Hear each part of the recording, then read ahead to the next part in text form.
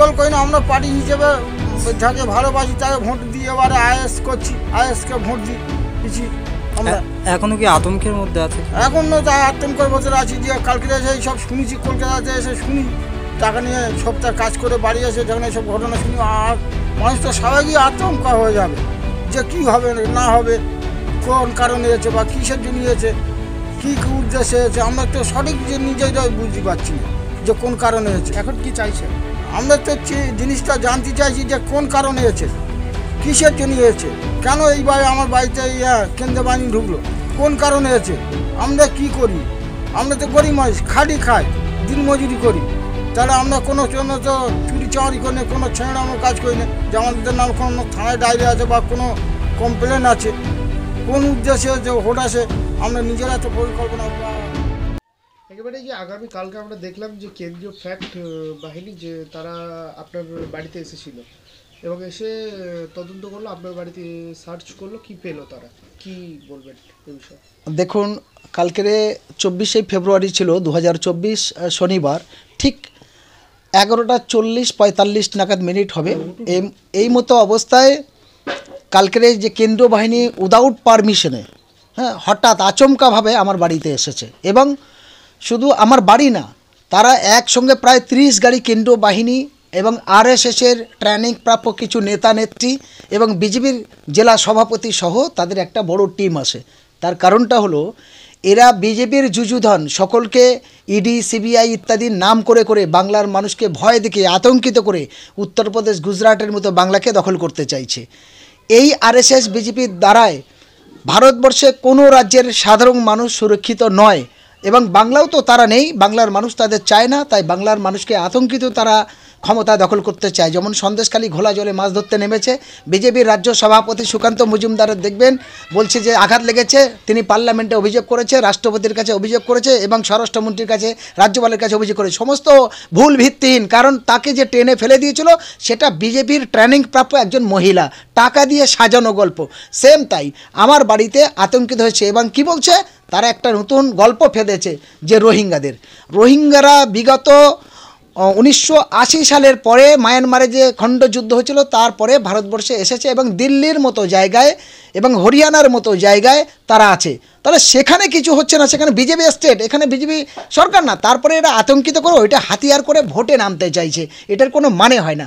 বাংলায় আপনাদের মাধ্যমে আমি বলবো যে আরএসএস এবং বিজেপি এবং তাদের মুখপাত্র হিসাবে কেন্দ্রীয় বাহিনী যারা এসেছে, তারা যদি আমি দোষ করে থাকি তাহলে আমার বিরুদ্ধে নোটিশ দিল না কেন, তাহলে আমাকে চিঠি করলো না কেন, কিছু না করে উইদাউট পারমিশন এসে আমার বাচ্চা, আমার স্ত্রী এবং গ্রামের মানুষের আতঙ্কিত সৃষ্টি করেছে।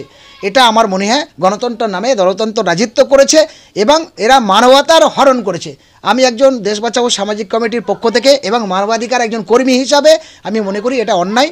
এই কেন্দ্রীয় বাহিনীর বিরুদ্ধে আমি ধিক্কার জানাই, নিন্দার জানাই। তার সাথে আরেকটি কথা আপনাদের কাছে বলতে চাই, সেটা হলো এই কেন্দ্রীয় বাহিনীর বিরুদ্ধে উইদাউট পারমিশন এই যে এসেছে, পুনরায় যদি আবার কোথাও এরকম হয় তাহলে কেন্দ্রীয় বাহিনীর বিরুদ্ধে আমরা মামলা করতে বাধ্য হব, কারণ তারা অন্যায় করেছে। এই অন্যায়ের বিরুদ্ধে আমাদের প্রতিবাদ করা উচিত এবং এই বিজেপি এবং আরএসএসের দ্বারায় বাংলাও সুরক্ষিত নয়।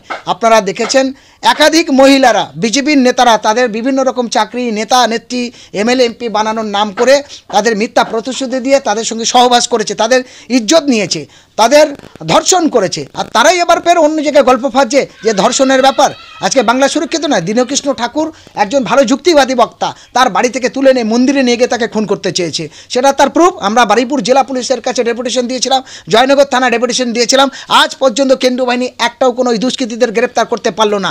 এবং যে সমস্ত মহিলারা ধর্ষণ হয়েছে বিজেপির নেতাদের দ্বারায়, তাদের বিরুদ্ধে একাধিক মামলা, তাদের বিরুদ্ধে অভিযোগ করার পরেও কেন্দ্রীয় বাহিনী নীরব কেন, ইডি সিবিআই নীরব কেন? তাহলে ইডি সিবিআইকে ব্যবহার করে বিজেপি হাতিয়ার করে বাংলায় ক্ষমতা আসতে চাইছে।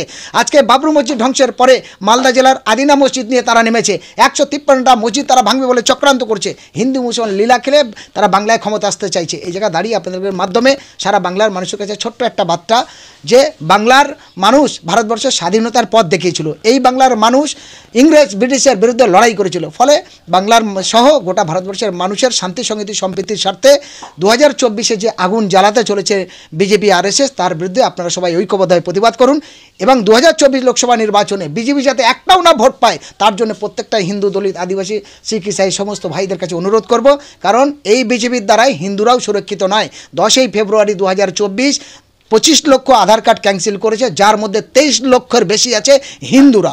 ফলে এনআরসি করে আসামে কয়েক লক্ষ হিন্দুরা জেলবন্দি আছে। ফলে যারা ভাবছে যে বিজেপি আসলে হিন্দুদের সুরক্ষিত হবে, তাদের উদ্দেশ্য বলবো হিন্দুরা কিন্তু এই আরএসএস বিজেপির দ্বারা সুরক্ষিত হবে না।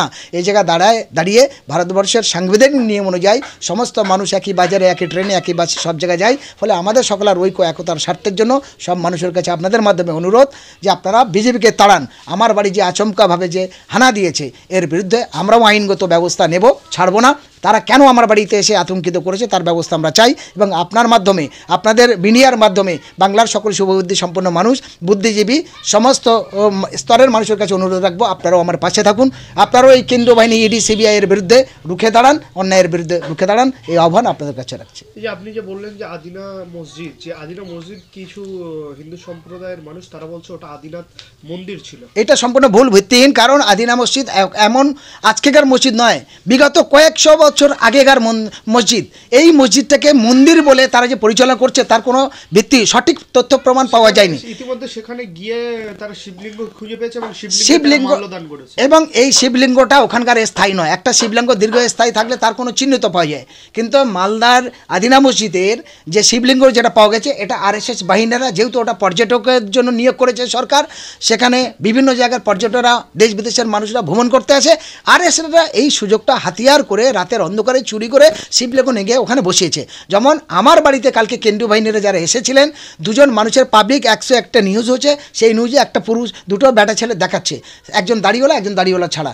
এরা দুজন যে হারদা কুড়ালির নাম করে পাবলিক আছে, নিউজ হচ্ছে, কেন্দ্রীয় বাহিনীর সঙ্গে আছে, কিন্তু তারা কেউ আমাদের অঞ্চলের মানুষ নয়। এমনকি তারা হারদা অঞ্চলের তো নয়, বারুইপুর ব্লক, বারুইপুর বিধানসভা এলাকার মানুষও নয়।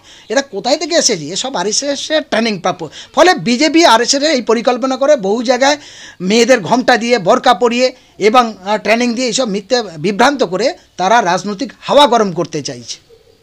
তাহলে কি তার একটা স্বরূপ উদাহরণ, যে কয়েকদিন আগে দেখলাম যে 21শে জানুয়ারি যে রাম মন্দির উদ্বোধন হলো, সেখানে একজন মুসলিম মেয়ে হেঁটে হেঁটে যাচ্ছিল, কিন্তু তিনি একজন মানে হিন্দু মেয়ে, তিনি কিন্তু মুসলিম সেজে বোরকা পরে যাচ্ছিল। কি বলবেন? এরকম একাধিক তথ্য প্রমাণ আমাদের কাছে আছে, যারা হিন্দু মহিলারা, হিন্দু ট্রেনিং প্রাপ্য আরএসএসের লোক, তারা বিজেপিকে শক্তিশালী করার জন্য মুসলমানের রূপ ধারণ করে, মুসলমানের নামে কলঙ্কিত করার নাম করে তারা রাজনৈতিক হাওয়া গরমের জন্য এই সমস্ত নাটক শুরু করেছে। সঠিক তথ্য যদি সঠিক বিচার করা যায় তাহলে তারা সব আরএসএস বিজেপির লোক, কেউ মুসলমান না, এবং এই সমস্ত গল্প এদের।